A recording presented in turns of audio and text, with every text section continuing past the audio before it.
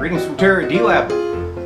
Before I get into this how-to video, I have to cover another subject, and that's about this little guy, one of my followers out there, called Orange Peel.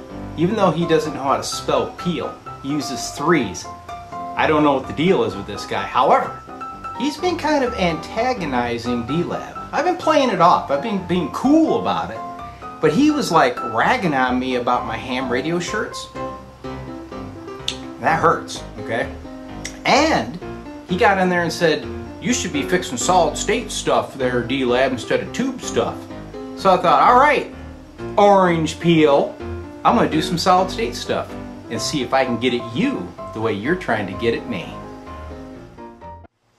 Terry D-Lab, in the background, do you see a tube amp? Nope. This time, we got a little solid state unit here. It's a Rocktron Xpression. And this thing is the up-to-date solid state, surface mount stuff. And it's not working right. The complaint? It's noisy. It's got a buzz. Let me show you what it's doing. Let me show you how to fix it.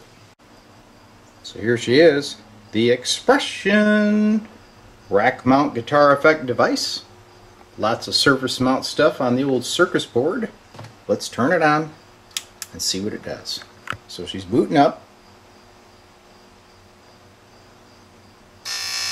There it is. If you go over here, that little wee-way right there. He's not turning on, he's turned into a buzzer. Now watch this. There's our culprit. So either this filter cap is just loose, bad connection, or the leads are sheared underneath of it. And here's the bottom side of the caps on the old circus board where they're soldered in. The connections don't look the greatest. However, if I get my finger under here and I move those caps, I do not see the connections moving. So I suspect we have some leads that are broken off the bottom of the caps. So I'm going to remove them, we'll inspect them, and if they're okay, we'll solder them back on. As I always recommend, use a solder wick to desolder circuit board connections. Don't use a solder sucker. They'll damage the board. In this case, you're going to find out that these are a flow-through type solder connections, so there's a via. So it is a little bit tougher to get the solder out of these things. But the solder wick will protect the foil. So the caps are removed, and here they are. And you can see the leads are okay. So I'm going to check these on my cap checker, and if they're alright, we're going to put them back in and assume the fault was a bad solder connection. Both caps check fine on my little Honey Tech cap checker. So let's reinstall them.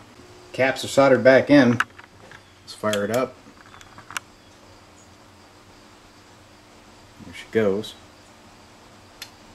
Click. No buzz.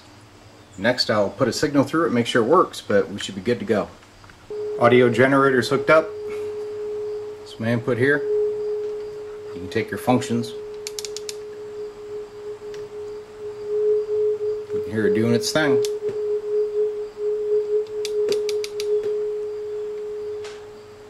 She should be good to go.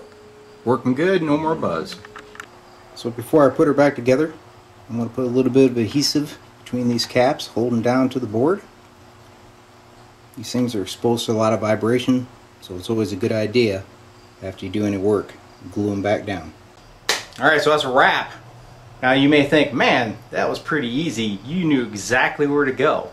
Yes, I did, because I've worked on hundreds of these units. I actually do warranty repair work for GHS Rocktron here in the Battle Creek area.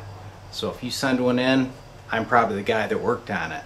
Anyway, I wanted to share this with you because the same fault exists on many of these units, usually from road vibration, like the Voodoo valve and of course the Xpression. There's several others that share the same type of circuit board and power supply configuration. So if you have any of those that are buzzing like that, take a look at the filter caps. Hope it helps. See you. So as you can see, this little orange does not appeal to me. So I'm going to put an end to this nonsense once and for all.